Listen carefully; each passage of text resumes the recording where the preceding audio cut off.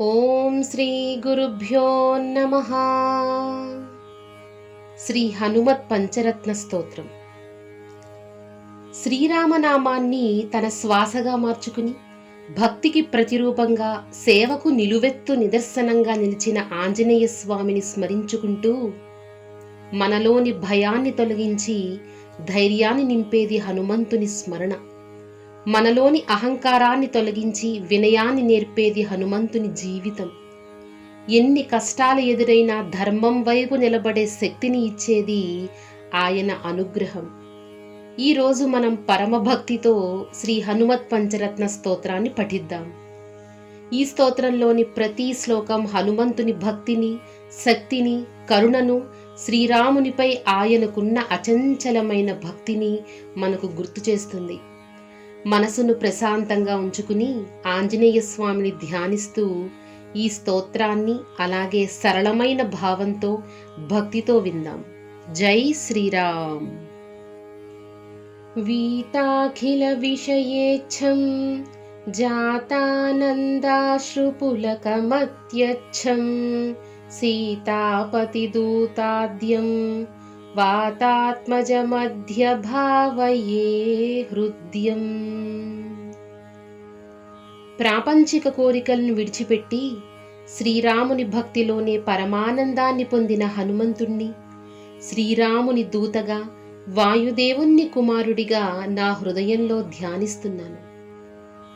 అంటే మనకు ఎన్ని కోరికలున్నా నిజమైన ప్రశాంతత భగవంతుని స్మరణంలోనే లభిస్తుంది.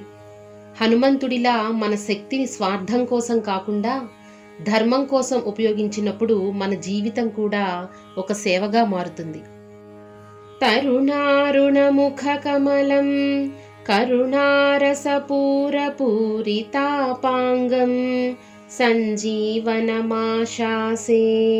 మంజుల మహిమానమంజనా భాగ్యం. ఉదయించే సూర్యుడిలా ప్రకాశించే ముఖకాంతితో, కరుణతో నిండిన చూపులతో, అపారమైన మహిమ కలిగిన అంజనాదేవి కుమారుడైన హనుమంతుణ్ణి నేను ధ్యానిస్తున్నాను. అంటే నిజమైన శక్తి అంటే ఇతరులను భయపెట్టడం కాదు, కష్టాల్లో ఉన్న వారికి అండగా నిలబడడం. మనలో ఉన్న శక్తిని ఇతరుల మేలు కోసం ఉపయోగించినప్పుడే అది నిజమైన బలం అవుతుంది. శంబర వైరిశరాతిగమంబుజదల విపులలోచనోదారం కంబుగలమనిలదిష్టం బింబజ్వలితోష్ఠమేకమవలంబే.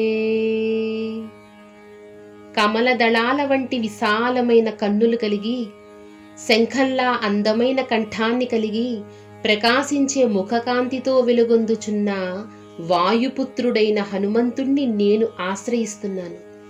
అంటే హనుమంతుని రూపాన్ని ధ్యానించడం మనకు ఒక మంచి విషయాన్ని నేర్పుతుంది. మన చూపు స్వచ్ఛంగా, మన మాటలు మధురంగా, మన హృదయం పవిత్రంగా ఉంటే అదే నిజమైన దైవత్వం.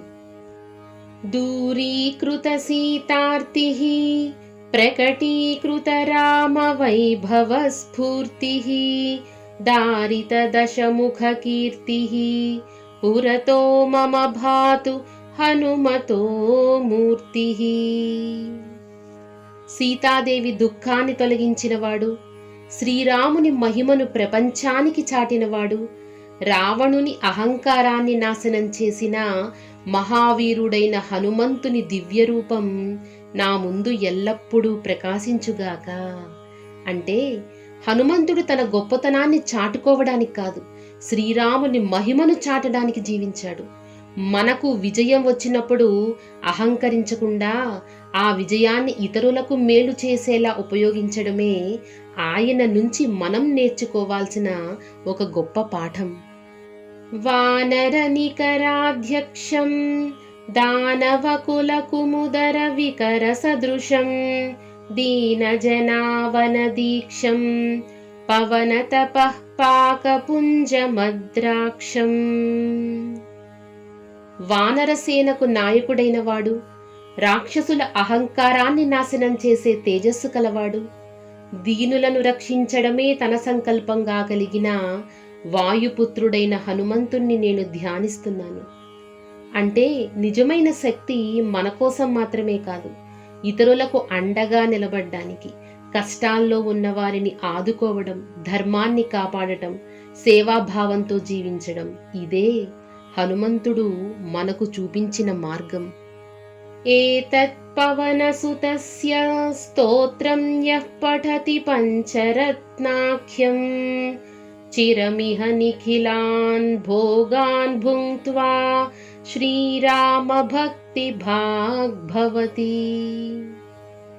వాయుపుత్రుడైన హనుమంతునిపై చెప్పబడిన ఈ పంచరత్న స్తోత్రాన్ని ఎవరైతే శ్రద్ధగా పఠిస్తారో వారు ఈ లోకంలో చిరకాలం సకల సుఖభోగాలను అనుభవించి చివరకు అచంచలమైన శ్రీరామ భక్తిని పొందుతారు. ఇది శ్రీమత్ శంకరాచార్య విరచిత హనుమత్ పంచరత్నం. శ్రీ హనుమత్ పంచరత్న స్తోత్రంలోని ఈ 5 శ్లోకాలు మనకి ఒక గొప్ప జీవిత సత్యాన్ని నేర్పుతున్నాయి. భక్తి ఉంటే వినయం రావాలి, వినయం ఉంటే సేవాభావం రావాలి, సేవాభావం ఉంటే ధైర్యం రావాలి, ధైర్యం ఉంటే ధర్మం వైపు నిలబడాలి. హనుమంతుడిని ఆరాధించడం అంటే కేవలం మన కష్టాలు తొలగిపోవాలని కోరుకోవడం మాత్రమే కాదు, ఆయనలా భక్తితో జీవించాలని, ధైర్యంగా ఉండాలని, అవసరంలో ఉన్న వారికి అండగా ఉండాలని కోరుకోవడం. మన హృదయంలో శ్రీరామనామం ఉంటే మన జీవితంలో హనుమంతుని ధైర్యం ఉంటుంది. ఆంజనేయ స్వామి అనుగ్రహంతో ప్రతి ఒక్కరి జీవితంలో భయం తొలగి, ధైర్యం పెరిగి, శాంతి సంతోషం నిండాలని మనసారా ప్రార్థిద్దాం. శ్రీరామ జయ రామ జయ జయ రామ.